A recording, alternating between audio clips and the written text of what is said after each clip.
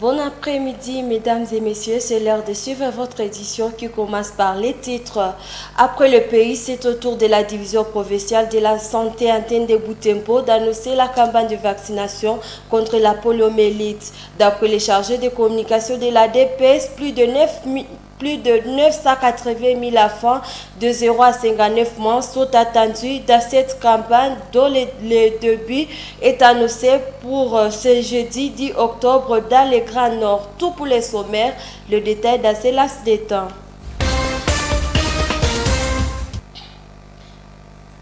Bienvenue mesdames, comme annoncé au sommaire, la division provinciale de la santé Antenne de Boutempo annonce la campagne de vaccination contre la poliomyélite pour le mercredi 8 octobre. D'après les chargés de communication de la DPS, plus de 980 000 enfants de 0 à 59 mois sont attendus dans cette campagne dont le début est annoncé pour ce jeudi 10 octobre dans le Grand Nord. Suivez Mumbere Luavo dans ses propos recueillis par Mwanampendi Manzekele.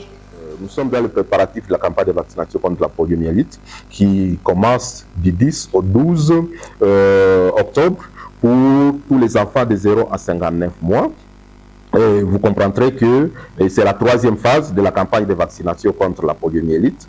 La poliomyélite, c'est aussi une épidémie que nous vivons en RDC. Et pas plus longtemps, nous avions constaté qu'on avait notifié un cas positif à Kamango, dans le Grand Nord.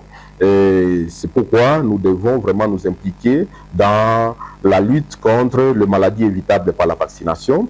Et il y a des étapes qu'on a déjà franchies, notamment le dénombrement de cette cible au niveau de chaque ménage.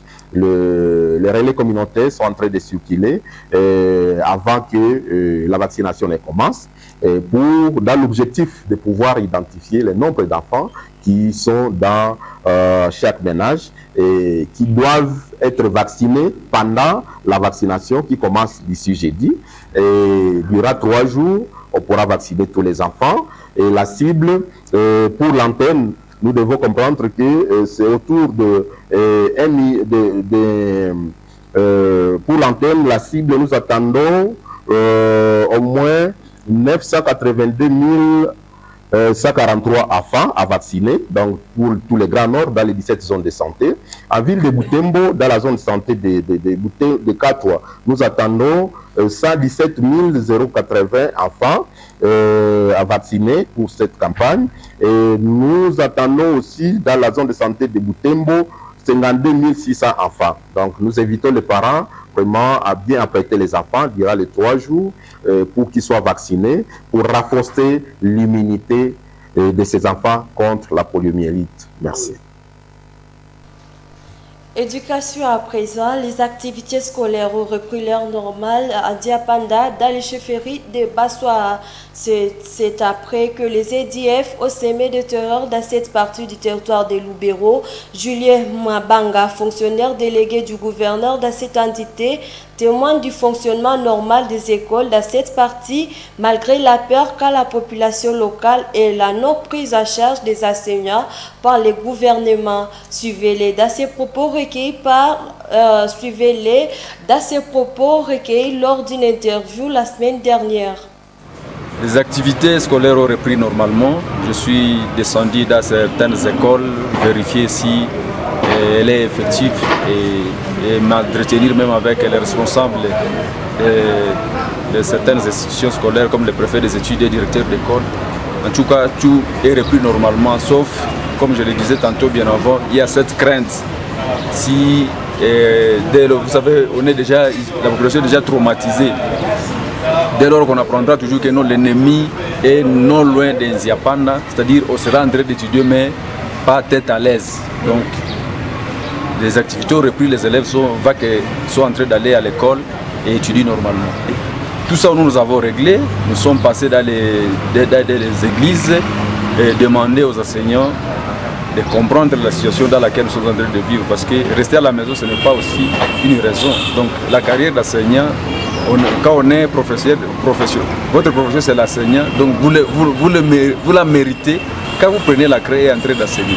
Dès lors que vous serez à la maison, en train d'attendre que nous attendons qu'on ajoute les salaires, c'est bien, c'est leur droit, mais nous ne devons pas quand même sacrifier aussi les enfants. Les enseignants ont repris normalement les cours. Nous espérons que le gouvernement aussi à son tour pourra réfléchir quoi faire pour les réclamateurs de la CRE.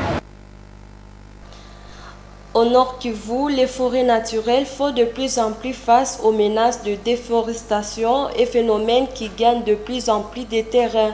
Dans une année où le monde a fait face à une énorme chaleur et face aux défis des changements climatiques, les organisations non gouvernementales œuvrant dans les secteurs de l'environnement plaident auprès du gouvernement à renforcer les stratégies de protection des forêts dans la région pour lutter contre les fléaux généralisés qui touchent la planète Terre. Isabelle Wangaemuka dans ses récits. Ces forêts couvrent l'est de la République démocratique du Congo, à province du Nord Kivu. Dans la partie dite Grand Nord, un grand massif forestier couvre les secteurs des Bapéré dans les territoires des Lubero, se positionnant à la deuxième position des plus vastes étendues couvertes de forêts dans cette province après les massifs de Walikale.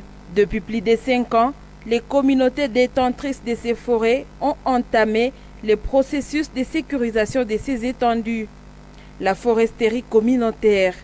Il s'agit de cette approche expérimentale de gestion communautaire des ressources naturelles qui garantissent une gestion durable et équitable des forêts de la RDC à travers la sécurisation des droits des peuples sur les terres et les ressources naturelles.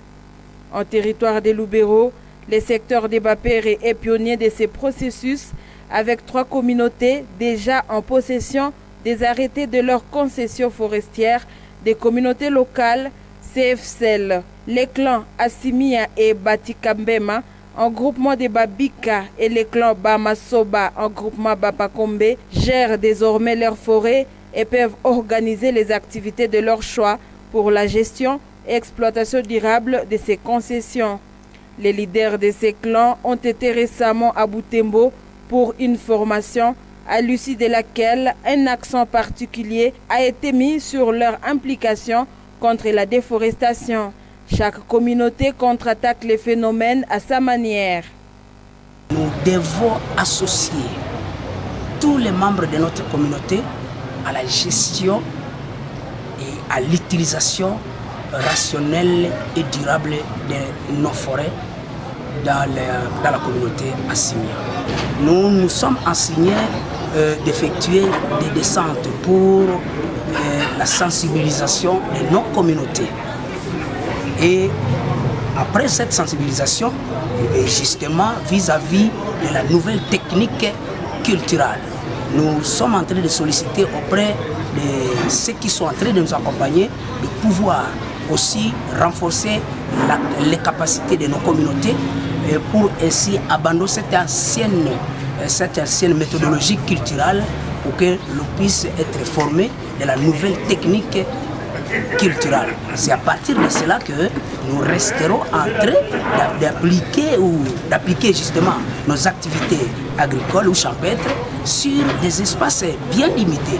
On ne sera plus en train de mettre la pression sur les forêts que nous sommes en train de préconiser, gérer et exploiter d'une manière rationnelle et durable. Dans l'assemblée communautaire de Bamasuba, il y a eu un certain moment où les gens se sont concertés et faire la structuration. Il y a les membres du comité de gestion de cette forêt, il y a les membres du comité des sages, il y a aussi les membres du comité de contrôle, suivi et évaluation. Quand le président de la CFCL va chaque fois travailler, il est suivi par le président qui est en charge de faire le contrôle de cette entité. C'est-à-dire, à n'importe quel moment, s'il y a des dérapages dans la forêt, le président du comité, le président du contrôle, suivi et évaluation, va nécessairement veiller sur cette forêt-là et voir qu'est-ce qui ne va pas là-dedans et pour apporter alors solution.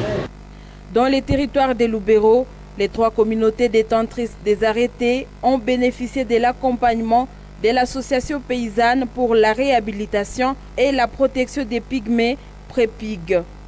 Cette organisation initie notamment les communautés à un outil de visualisation qui leur permet d'être alertés selon la fréquence voulue surtout cas d'abattage ou de disparition d'arbres. L'objectif est de permettre à ces communautés de suivre l'état d'évolution de leurs forêts. La déforestation, c'est un des problèmes très cruciaux et qui peut constituer d'ailleurs une menace à la foresterie communautaire. C'est pourquoi prendre cette question au centre des discussions rime avec le souci de contribuer à la gestion durable de la biodiversité. Mais les amis du consortium au niveau de l'Équateur, ils l'ont déjà utilisé. Et pour nous, nous voulons aussi l'expérimenter pour que ça puisse aider les communautés aussi à comprendre qu'il y a la déforestation qui est en train d'être suivie à la seconde par eux-mêmes. Et ça peut les stimuler à faire un monitoring et peut-être se demander quelle serait la source ou quelle serait la cause de cette déforestation et quelles sont les mesures qu'ils peuvent prendre pour endiguer ces fléaux. Le responsable de cette ONG œuvrant dans le secteur de l'environnement appelle les autorités à multiplier les stratégies de protection des forêts qui sont bénéfiques non seulement pour ces communautés, mais aussi au monde entier. Pour les autorités, c'est de dire leur accompagnement est toujours notre souhait, l'encadrement des autorités, donc cet encadrement en faveur des communautés, c'est ce que je voulais dire. Et les soucis et les souhaits que nous avons toujours voulu, puisqu'ils sont partenaires, et leur tâche, c'est d'accompagner et d'encadrer les communautés. Alors nous voulons qu'ils puissent continuer à les accompagner et à les encadrer selon que les textes leur donnent le pouvoir.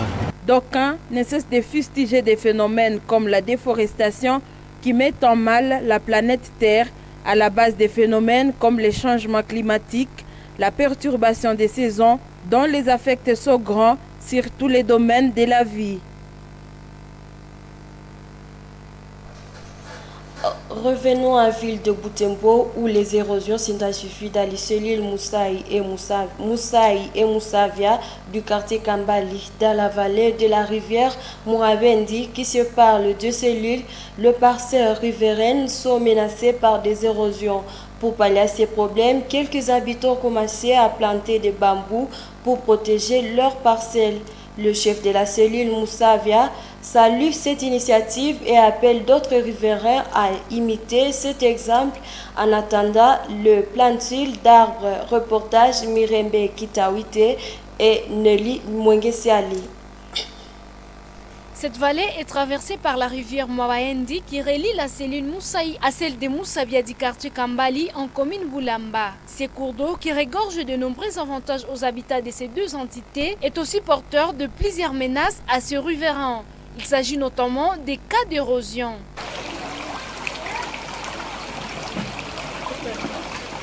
Cette situation se répertorie tout au long des désavenues logeant cette rivière. Certaines parcelles disparues de la carte des avenues, d'autres qui ne tiennent que pour un bout de temps à observer cette évolution. À partir du Pokasisirio, déjà les deux premières parcelles sur les deux rives sont menacées par une vaste érosion. Celle-ci de la rive gauche a presque cédé, le propriétaire commence à y planter des bambous pour sauver la petite partie qui continue à tenir. Les bambous semblent une solution efficace contre ces phénomènes, mais elles sont malheureusement moins nombreuses, les concessions qui en contiennent. Les bambous visibles dans cette vallée sont ceux plantés par des initiés il y a quelques années. Ce résultat est satisfaisant pour les chefs de la cellule de l'hôpital. Monsieur James encourage les habitants de ces deux rives à planter des bambous dans leurs parcelles pour le préserver de ces phénomènes. Nous avons constaté que le parcelle dans lequel nous avions planté des bambous, il y a une sorte de résistance du sol. Seuls ceux qui ont négligé de les planter, leurs parcelles sont menacées, même si parfois il arrive que le bambou aussi soit emporté par de fortes pluies. Cela ne peut pas nous empêcher de planter d'autres bambous. Celle-ci annonce qu'un plan de vulgarisation de cette plante est à court d'élaboration. L'objectif est de freiner les conséquences de l'érosion à la base de la disparition des concessions des particuliers. Il affirme que des plantures d'arbres seront distribuées à la population pour cette cause.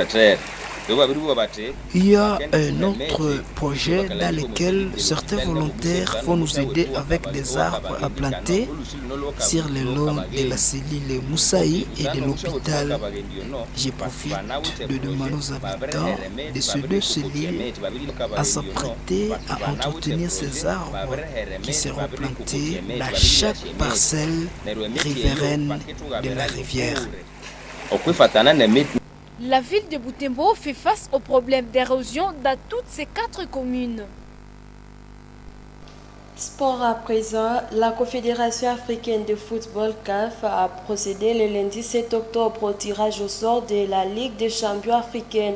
Les 2 représentants de la RDC dans cette compétition, le tout-puissant Mazembe et l'association sportive Mané Maïnio, ont respectivement hérité des groupes A et B. Mazembe et Mané Maïnio connaissent leur adversaire de la phase de groupe.